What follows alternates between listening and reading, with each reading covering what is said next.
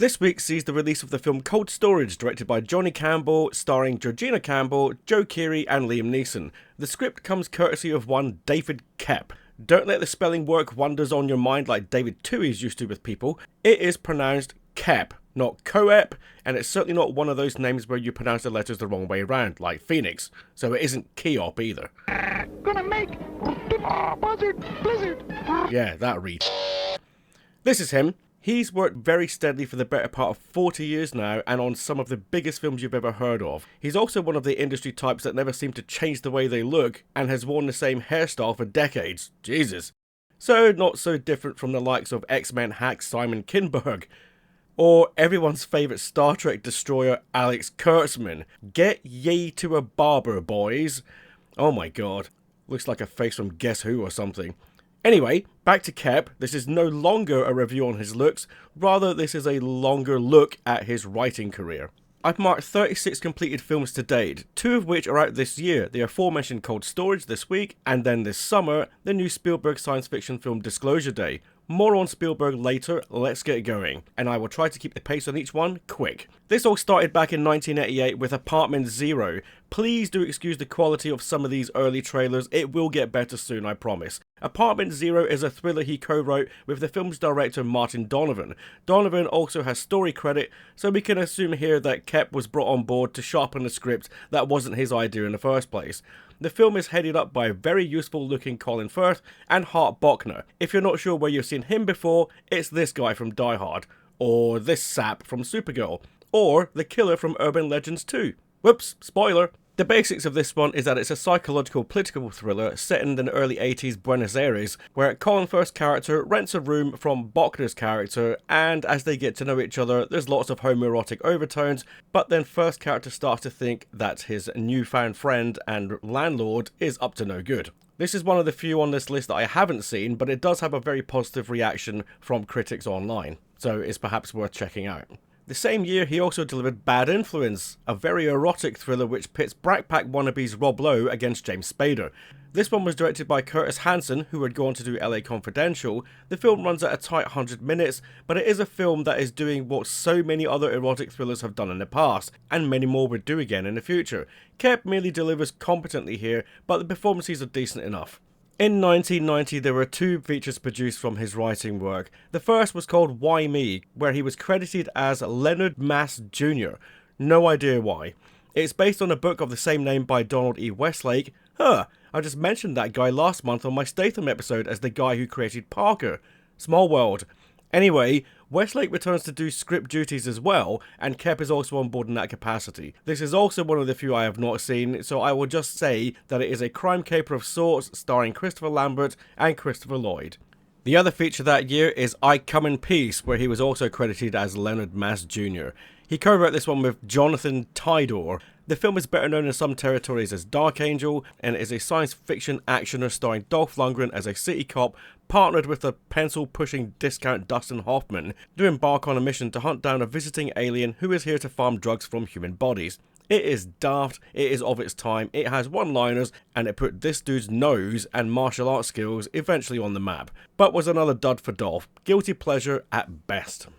1991's Toy Soldiers was co-written with director Daniel Petrie Jr., and it's basically Die Hard at a military school. It crams in the likes of Will Wheaton and Sean Astin together to conquer the bad guys, led by reliable bad guy of the week Andrew Divoff. Not much stands out about this one other than it being kind of a missed opportunity with that cast, but never mind. Koepp fared much better the following year with Death Becomes Her. He co-wrote this one with his Apartment Zero director Martin Donovan. This got decent write-ups for its dark wit and does go beyond the predictable, living up to much more than its balmy premise.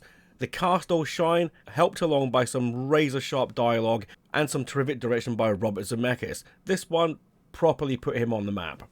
It's also quite likely that the Zemeckis connection put him in touch with the likes of Steven Spielberg and Brian De Palma, because that was the directors that he worked with next. 1993 saw the arrival of Jurassic Park, co-written with original author Michael Crichton. Crichton probably took the lead on this one, but if you compare this to the original novel, it is drastically different. So Koepp must be given some credit for the reshaping of this book. Amazingly, fans of the book still like the film, and vice versa. Personally, I will go with the film, as the book can get very, very talky at times, but Crichton must have his way with words, even if it is a mathematician slowly dying on a table. Jurassic Park needs no introduction. It is one of the highest grossing movies of all time, it is one of the most successful franchises of all time, and this is not the last time Koepp's name will be attached to it. Carlito's Way is based on a couple of books, and Koepp delivers one of his best scripts even to today. But this is a case of they had the right visionary in charge in the face of Brian De Palma. An excellent cast, particularly Al Pacino, and a very good Sean Penn. Koepp's script is great, and at the 144-minute runtime, it never drags. It's one of those few cases where you wouldn't even mind there being another chapter in the middle somewhere about something else that the characters got up to. Pacino's former gangster hits the street again after years in prison, and slowly but surely gets pulled back into the life that he's so desperate to get away from, thanks in no small part to his corrupt lawyer played by Sean Penn. Where it goes from there is for you to discover and not for me to spoil. This is excellent work. Koepp has two films again in 1994. First up is The Paper, directed by Ron Howard, co-written with Stephen Koepp. Yes, that is his brother, who was also a journalist at the time. This film has slipped into obscurity largely because of the times and the way the world of news works now. But even for its day, despite being entertaining, it was quite hokey and far-fetched with the depiction of a newsroom and how people track down leads and make news for the day. It was all a bit convenient, cutesy, and naturally all set in the one day. That parameter is fine, but the rest of it was just eyebrow-raising. It is still fun, but just unlikely to be rediscovered. The Shadow came at a time when the comic book movie just wasn't working for audiences, regardless of their quality. The Rocketeer had flopped a few years previous, and in the years after, we had the likes of Spawn and The Phantom, which also flopped.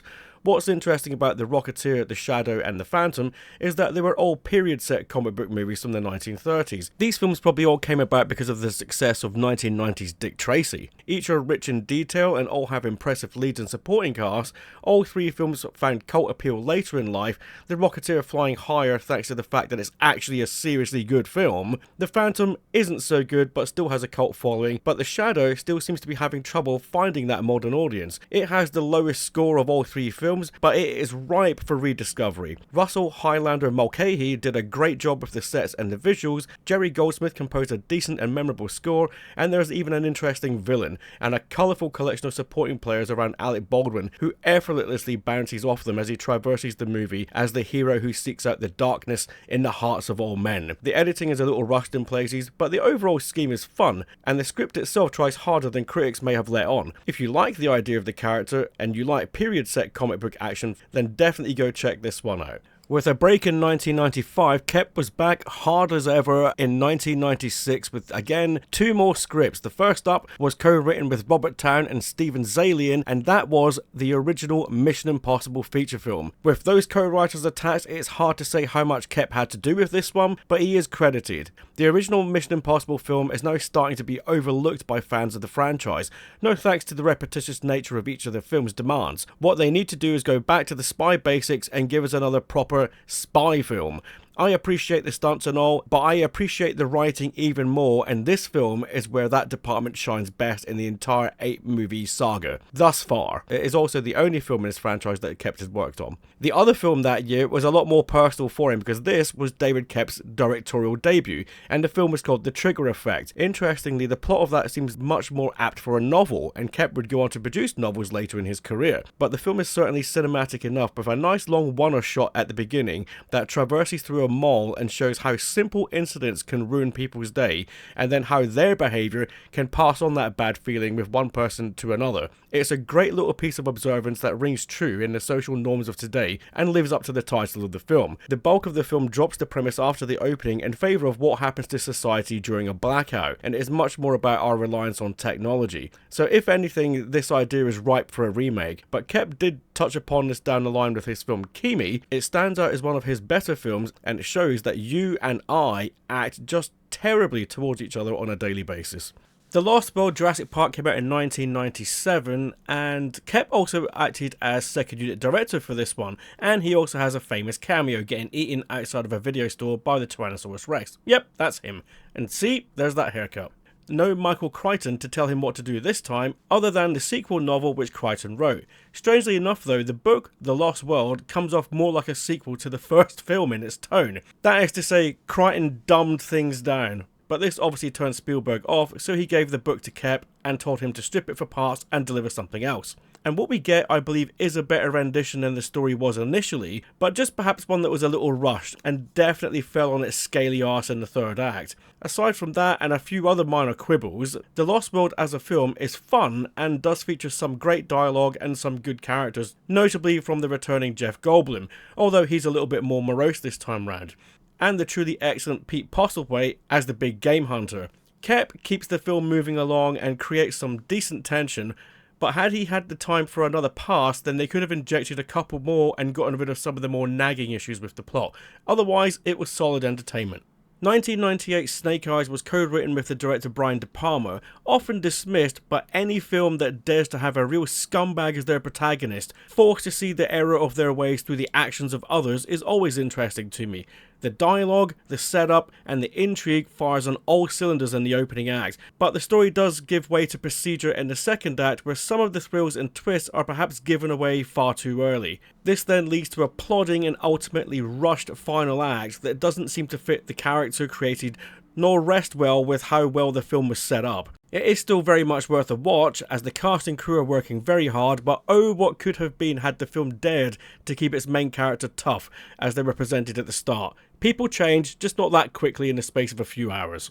Before the century was over, Koepp went out on a high with his directorial and writing effort, Stir of Echoes. This is a supernatural thriller featuring Kevin Bacon as the patriarch of a family that move into a new abode only for him to start to see visions. Now these are some tropes that we've seen before, where someone starts to see things and other people don't believe them, but then you get the study of a character who is potentially going crazy in their own mind as they dig deeper, literally in many scenes, into what is going on around them. The film was completely overshadowed by The Sixth Sense at the time, which had some similar vibes going on for it, but this one shouldn't be overlooked if you like a good supernatural chiller, and Kevin Bacon never phones anything in, so you can expect him at his best. As for Koepp, the writing was solid and the direction was very much assured, and pretty much this ranks as his strongest directorial effort to date. Panic Room sees Koepp team up with director David Fincher for a claustrophobic nail-biter. Like Snake Eyes before it, it starts very well indeed, but as they start to run out of ideas, the film unwinds and begins to drag, and it's up to the screenwriter to impose actions for the characters to make that make no narrative sense and seem unlikely and just unbelievable. Writing his characters into a safe room also wrote the writer into a corner that was hard to get out of. He then had to descend to rely on three villainous characters to make stupid decisions, get all murder crazy, or have a heart of gold in the end. These contrite convolutions dropped the score for this one right down for me, but it isn't hated. But it is definitely a very, very massive missed opportunity for what could have been a very tense, Hitchcockian-like thriller.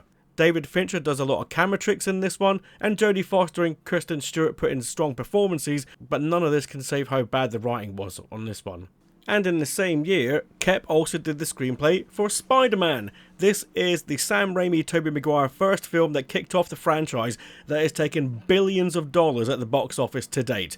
And Spider-Man 2002 is no slouch. This is one of the blockbuster hits that Koepp should be most proud of, firstly because he nailed the beginnings of the character very well, but also because this was the first proper budgeted film to get the job done after so many false starts from various filmmakers previously. Everyone deserves credit, from the players to the director to the composer and yes, the writer.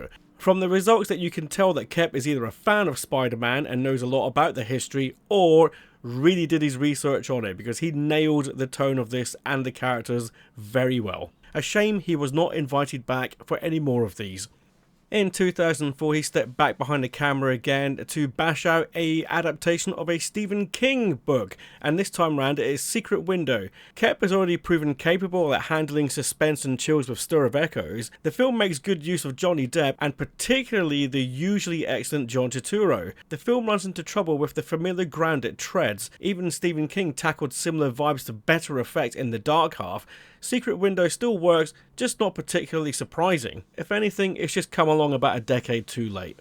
2005 sees Koepp co-write two science fiction features. The first was for Spielberg again, and that is the adaptation of War of the Worlds. He co-wrote this one with Josh Friedman, Apparently, it takes two people to dismantle, shred, ingest, and then crap out one of cinema's most insulting adaptations of a science fiction classic ever. What baffles me is that there are people out there that rate this nonsense. To give it any praise would be in the character department, particularly scenes where Tom Cruise's dad, who has to cope with those outside of the family circle that may be threats to their survival. I will give the film pretty much all of the points that it deserves there for those notes. The rest of it was either annoying or very insulting. The other feature was Zathura, a space adventure co-written with John Camps. This is an adaptation of the book itself, which itself was a sequel to the book Jumanji, that the original film was based off. So here we are in the Jumanji universe, only this time the game in question is science fiction, but the premise is largely the same, and it works. It is a fun, fine adventure for kids, and further proved that Jon Favreau was a director to watch for this sort of thing. Koepp then took 3 years off and came back in 2008 with 2 features again. The first up is for Spielberg yet again with Indiana Jones and the Kingdom of the Crystal Skull, co-wrote with George Lucas and Jeff Nathanson. Oh boy. Okay, moving on. The other was Ghost Town. He co-wrote with Zathura co-writer John Camps. This was an effort to push UK comedian and all-round Golden Globes party pooper Ricky Gervais. The film failed to hit big, but it's a shame as Gervais fits his American surroundings with his brand of humour very well. Gervais plays a man who has a near-death incident on the operating table, and when he comes back, he can now see dead people. So you could be forgiven for thinking that this could be the comedy version of The Sixth Sense. And, well, I guess kind of, sort of. It's more like Whoopi Goldberg's character in Ghost. She suddenly discovers that she can see dead people and then can't get away from them. They all come queuing up to talk to her to help them solve their problems. And Gervais gets put in that situation too. And comedy ensues. He's ably supported by a decent cast and kept directed with ease, showing that he had timing for comedy in this as well as action and chills from his previous work. But it was an unfortunate miss, but definitely one worth digging up if you've not seen it before. Angels and Demons came in 2009, and this was co-written with Akiva Goldsman. This is the second adaptation of a Dan Brown novel. Goldman adapted the first one by himself, The Da Vinci Code, and here he shares credit with Koepp before Koepp took over sole duties on the third adaptation, Inferno. More on that later. Well, it's a bit naff, but who do you blame? Dan Brown isn't the best novelist. Akiva Goldsman has a very ropey track record as a screenwriter himself. How bad can he be? Well, have you heard of Batman and Robin? Or Lost in Space? Rings? Yes, the third one. How about The Dark Tower? Well, that's him. To be fair, he also did very decent work with John Grisham's The Client and particularly A Time to Kill, but he's a mixed bag and tends to work on adaptations like here, and he tends to f it up. Koepp has to share the blame though, along with the screen credit. To be fair, Angels and Demons is perhaps the most forgiving and entertaining of the entire trilogy, as balmy as it gets. You don't often see a skydiving holy man escaping a bomb detonation. A quick note on 2011's The Little Engine That Could, co-written for the third time with John Camps again, but also Cliff Ruby and Ilana Lesser. I haven't seen it. The obvious reason being that it looks like it's for toddlers, so here it is. This is what it looks like. I have no comments to make other than it exists. So there. But if anything, he's still adapting work, and this is just proving that he can do it for children as well as adults. In 2012, he jumped behind the director's chair once again for Premium Rush, which he co-wrote with John Camps for a full time. And this one does have some visual flourish to it, as his camera has to dart and chase Joseph Gordon-Levitt's New York bike messenger around town. The film is a taut 90 minutes long, and for the best part presents the idea as close to real time as they can, but not really. He drops in the trope of the hero in trouble in the opening shot, see Carlito's way, and then rewinds the clock to then let the drama unfold up to this moment. The problem with the opening is that our hero has just been knocked off his bike in an accident, but after the clock rewinds, it presents him in his everyday adventures. You are not surprised by the incoming accident as he traverses the city like an absolute bellend. So right there, I have no sympathy for the guy. The film itself at least is over quickly, and it does start to get convoluted in a third act race to cause calamity and tension, but it is otherwise a fairly decent thriller, and proof that Koepp can stretch his muscles as a director. Looking for a new franchise to prey upon, Koepp then co-wrote with Adam Kozad the script for Jack Ryan's Shadow Recruit. This is yet another attempt to revitalise Jack Ryan on the big screen. The problem is that all the previous films were better and much more successful than this. Why they didn't expand those versions is anyone's guess. But instead, Paramount contractor Chris Big Head Pine, look at the size of that boy's head, takes over the role. Kenneth Branagh steps in as director and lead bad guy, the Costner shows up for valid support and mentorship as he's in that phase of his career, and Keira Knightley slums it as the girlfriend. It is the first film of the series not actually to be based on any of the books by Tom Clancy, so as a original property, it pretty much falls flat on its face. It is the most forgettable of all the Jack Ryan ventures, and that includes the Amazon TV show. Back to the director's chair with Mortdecai, and Mortdecai is the film that he directed only, so I can't really say much about the writing on this one. The film was not well received, but I think that it has kooky appeal for some. Johnny Depp plays a flamboyant art dealer and swindler who assists Ewan McGregor's policeman in tracking down a recent art theft. This one seems like a yin-yang situation. People either love it for the weirdness and the bizarre comedy, whilst others just didn't get it, marking it as a potential guilty pleasure for those that do like it, and as I am a self-admitted fan of a film like Hudson Hawk, I guess I go into that category along with it. I think if you like the cast, which also includes Paul Bettany and Gwyneth Paltrow, then you're likely to have some sort of fun with it. Otherwise, it's just a very, very, very strange film that is aching for a one-day coming cult fandom. Then it's back to Dan Brown with Inferno, the second one that Koepp worked on, this time solo, and oh boy have they not cracked the code on this bloated, uninteresting, odd series that tried to make Tom Hanks a thinking man's Indiana Jones. Inferno is easily the sloppiest of the trilogy, the least interesting, and the worst put together, and at this point even audiences were checking out. So I'm gonna move on. Oh boy. 2017's The Mummy, co-written with the likes of Christopher McQuarrie and Dylan Cussman. Yep, the Tom Cruise starring, Alex Kurtzman directed, surprised he didn't write this one himself, disaster that was meant to launch Universal's Dark Universe. Remember, they even had a photo shoot of the stars that they had roped in to play Frankenstein's creature in the form of Javier Bardem and Johnny Depp as the Invisible Man. There was also a Bride of Frankenstein in the works, which Koepp did a draft for, to be directed by Gods and Monsters director Bill Condon, but it all went up in smoke thanks to this witless, stupid, uninspired, weightless, pointless, scareless, goreless, unadventurous tripe. So bad, how could they even have thought that people would fall for it? This marks the low ebb of big budget filmmaking that should be expunged from their filmographies, or used against them in court should they commit similar crimes again. I'm looking at you, Kurtzman. You Should Have Left is his latest writer-directorial effort from back in 2020. He has reteamed with Kevin Bacon for more haunted house ventures. This time Bacon is married to a young wife played by Amanda Seyfried, and they have a young daughter. They journey to Wales for a stay in a remote location, and then very soon the house is warning Kevin Bacon to get out. There are twists and turns and revelations later on in a cheaply made film that went straight to streaming after plans for its theatrical release were pulled. The film isn't bad, but doesn't have enough surprises in a time where films have played out all manner of twists and turns that audiences could expect or predict.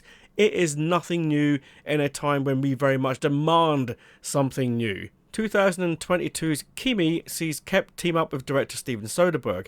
This was a low-budget, pandemic-made movie and utilised that scenario to come up with a pretty engaging thriller that comments on isolation, living without others in our lives and depending on home-based technology. Less obviously seems to be more here, with a limited budget and a scale with which to work. Soderbergh is the perfect director for this type of material, and Koepp proves that he's more than capable of the job as a writer.